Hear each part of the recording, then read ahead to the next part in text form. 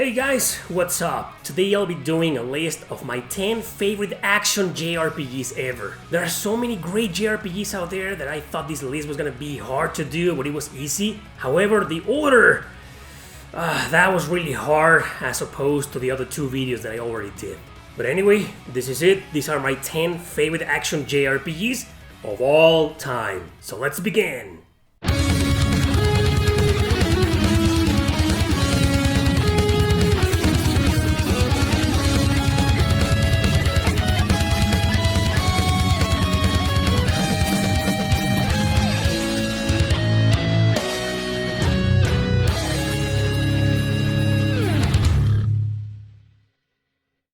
Number 10. Star Ocean: The Second Story.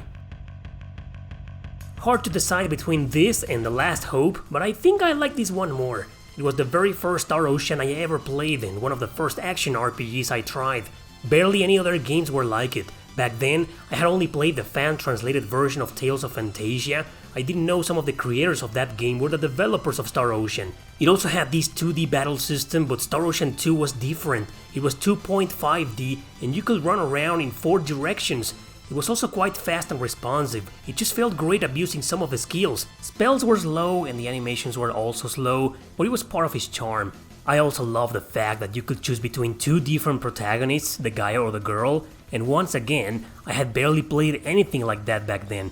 My point is, maybe if this game hadn't been among my first action RPGs ever, I wouldn't be so nostalgic for it, and perhaps it wouldn't even be here, because it does have some technical issues and annoying difficulty spikes, hence the reason why it's number 10, but it's a well-deserved place here, as I still think it's the best Star Ocean ever. I really liked some of the characters and the music, a great junction between science fiction and fantasy. It may be among the hardest in the series, but it's got this real sense of accomplishment once you beat it. Definitely one of my 10 favorite action RPGs of all time.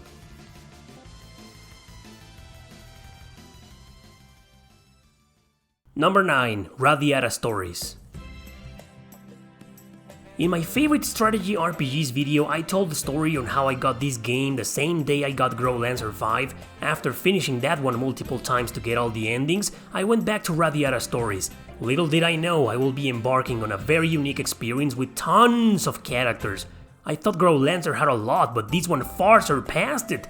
And when I learned you could recruit almost every single townsperson in the game, it blew me away. Each character had a routine, a time and place to be, others required you to do something or have something or even be at a certain level, others joined you automatically. How it diversified every type of recruitment was what made me love this game so much. It has 2 different routes and therefore 2 endings. I first got the one where you leave Ravata and recruit almost every non-human character in the game.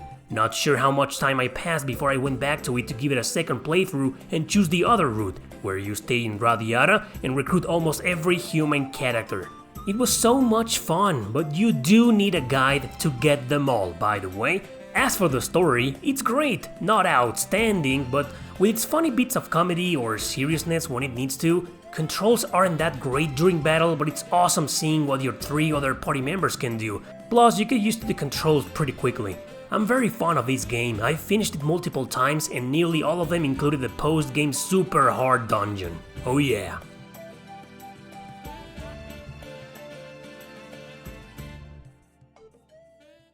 Number 8. Tales of Exilia 1 and 2.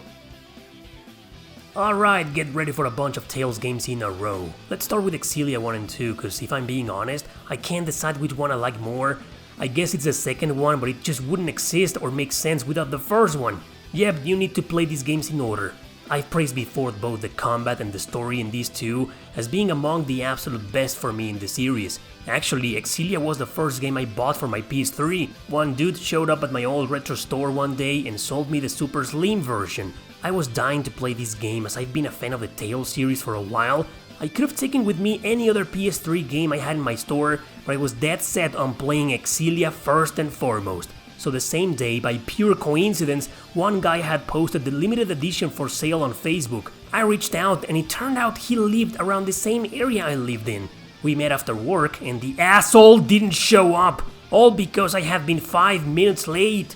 Can you imagine how pissed off I was? I got home and called them because I really wanted to play the game and because the price was merely 25 bucks. I didn't insult the guy and kindly asked to meet again right away. He accepted, we met, I paid for the game and punched him in the face.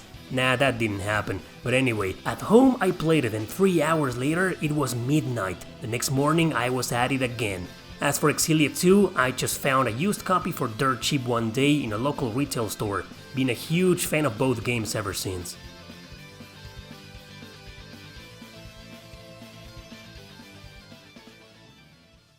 Number 7. Tales of Berseria. I've been paying a lot of attention to every Tales release ever since Exilia, so when I got my PS4, Berseria was definitely one of the very first games I also got for it. This was a little bit over 3 years ago. It feels like yesterday when I was reading your comments telling me I would love this game. It became so overwhelming that I couldn't believe it. Everybody was telling me to play it because they thought I was gonna love it. Truth is, I'm a fan of all things dark, so when you guys said to me back then this was the darkest Tales ever, it immediately got my attention, which is the reason why I tried getting it as soon as I got the PS4. When I did, I streamed the first 2 hours as usual and loved it. I couldn't stop playing it until I beat it, and I've been a huge fan ever since. Not only a huge fan, but after playing tons of other Tales games before, I realized these had already made it to my favorites. Today, it's still my second favorite Tales game ever, and it was precisely because of what you guys had said. It was dark, Velvet was angry and edgy as hell, she was out for revenge, so of course I was gonna love it. However, I noticed the mixed reception to the battle mechanics. It wasn't like the combat in Exilia, this was different. I had played Cesteria before on the PS3 and I was never a big fan of the combat. Berseria had a similar system and similar controls, so when I played it, I remember thinking, man, this is much better. It was a superb evolution from the one in Cesteria, they got it right this time. I really liked it, and it's the second reason why Berseria became my second favorite in the series.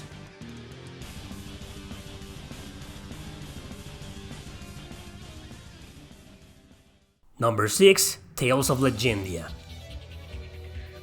When I bought my first PS2, I got 10 games. Remember that story? Well, Tales of Legendia was one of them. I knew nothing about Tales, I didn't know it was part of a series, didn't know it had disappointed a lot of people, blah blah blah. I had a new RPG and that's all that mattered to me. So yeah, like a little kid I behaved and played it for the first time. Out of all the games I had got, this one was definitely the most unique, besides Valkyrie Profile 2. It was an action RPG where characters fought in this 2D screen. You could only move left or right, that was it. I grew up with 2D beat 'em ups, so imagine. An action RPG with combat like Ninja Turtles, Double Dragon, Batman Returns, man. It didn't have the best controls, but they were still decent and I got used to them real quick. I also thought the game looked beautiful, the music playing a key factor in that, sounding so nostalgic. This is a game with some tragedies, some events that force the characters to grow in many unexpected ways. I also felt the development was supreme like no other game I had seen before, not even Chrono Cross. All the cast here went through a lot of shit to get there at the end. After the character quests, the true ending set me at ease. I felt like I had come from a long journey, especially because I struggled with the game. At some point, the button to enter a certain area didn't work anymore, so I couldn't progress. I tried everything but nothing worked. The disc may have been flawed. I felt really sad, but I had to give this game up. Then one day, after a long time, I decided to try it again, just for the sake of it. I can never explain why, but miraculously the button appeared and I made progress until I beat the game. So besides having a personal struggle with it, and also with its difficulty, you could say I feel like I struggled together with all these characters. Hence my love for this PS2 masterpiece.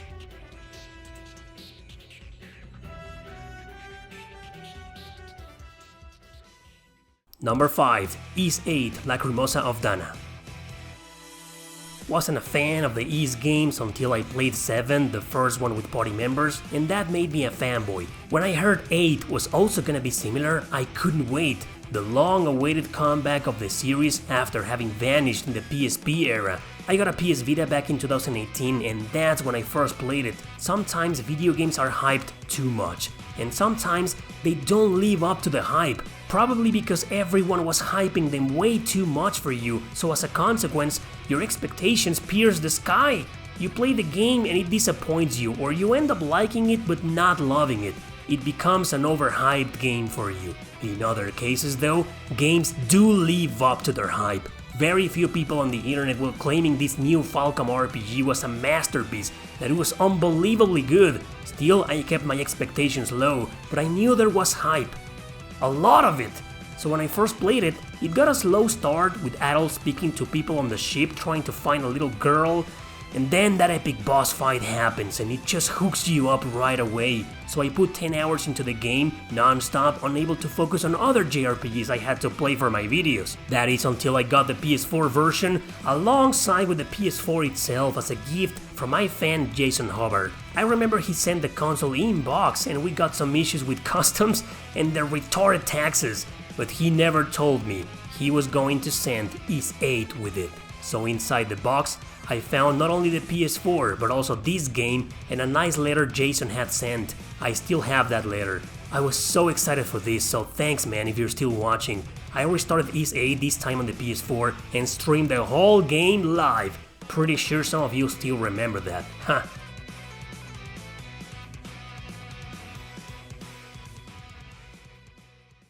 Number 4. Ys 9 Monstrum Nox.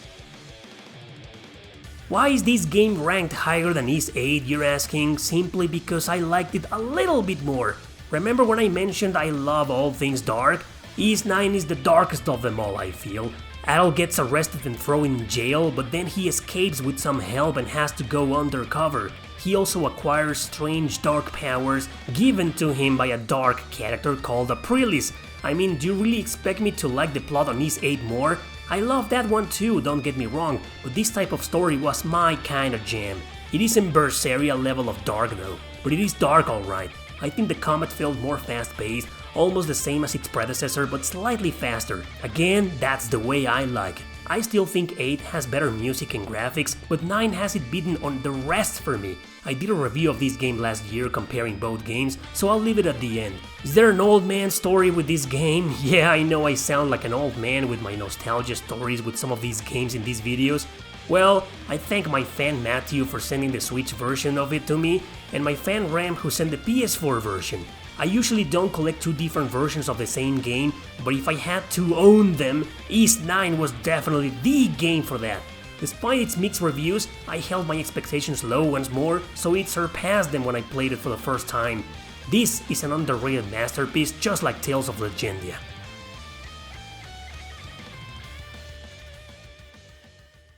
Number 3. Odin Sphere.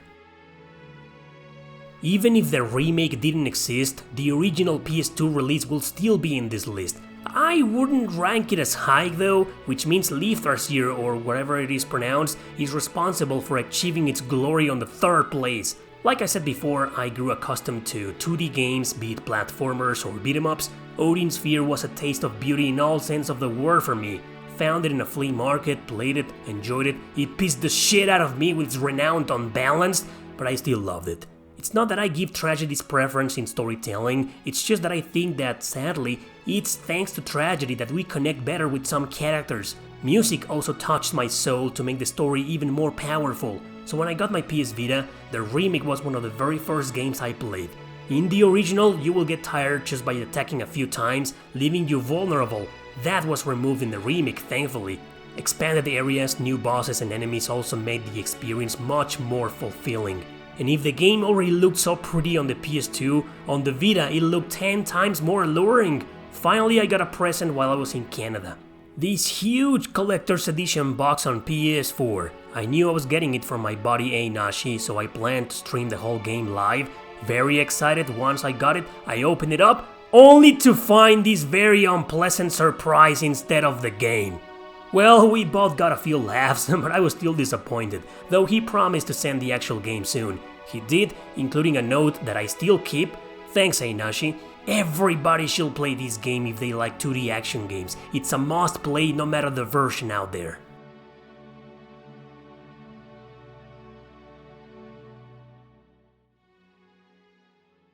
Number 2. .hack GU. This is what could be considered as a trilogy, but in reality it's just a huge game that CyberConnect 2, the developers, decided to release in 3 volumes. They did the same with the first 4 games, also on the PS2. The story of those is connected to this one, but I don't feel it's necessary to play it to understand GU. It might help understanding some things about the lore and the universe though, but the anime roots also helps quite a lot. I've been a die-hard fan of this series since I first played it. Ironically, the first one I played was actually Volume 2, Reminisce, the middle part of the story. Yep, you got it, I didn't understand a single thing. Still, I finished it because the other parts were nowhere to be found. A long ass time elapsed before I found a copy of the first one, Rebirth. When I played it, then everything made sense. So of course after beating it I played Reminisce again and waited one more goddamn time, a long period until I found the 3rd volume. This time I just jumped straight into it even if I didn't remember certain things from the other 2 volumes. The exact same sequence occurred when I went out to get the original copies of all 3. I first got a sealed copy of Reminisce, then years later Rebirth, and finally in Canada, Redemption. Even after getting the remaster on the PS4, which is the best version to play of this game nowadays. That one actually includes an extra episode, which is like an epilogue that ties everything up and concludes some plot holes. It's been recently released on the Switch as well, so now you have zero excuse not to play this excellent masterpiece.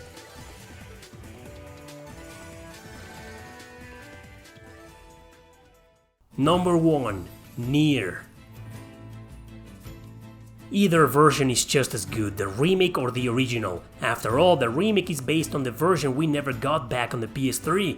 This game is everywhere now except Nintendo, so there are several ways to play it and understand why I chose it over other JRPGs on this list. In terms of story, I prefer the original release because the protagonist is a middle-aged dude trying to save his daughter. The remake has a brother trying to save the same character, except she's now his sister. I don't have kids, but father saving daughter embraced me way more.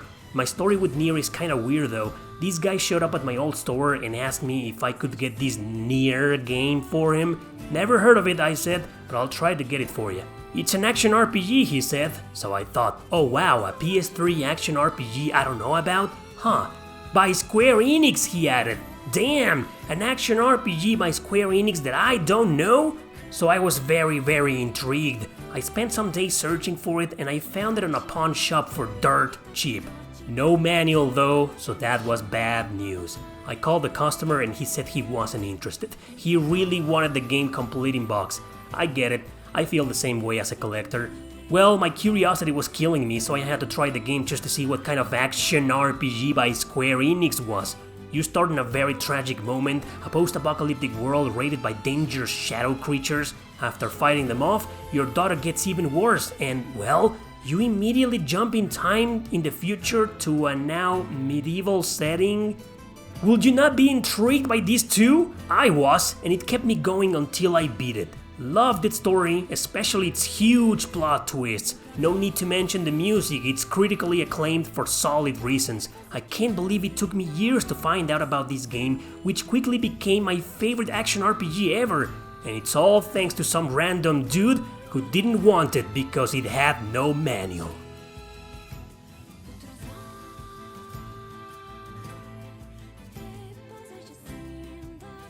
Are you ready for the honorable mentions? Yes, you are, because these games cannot be left out of this video.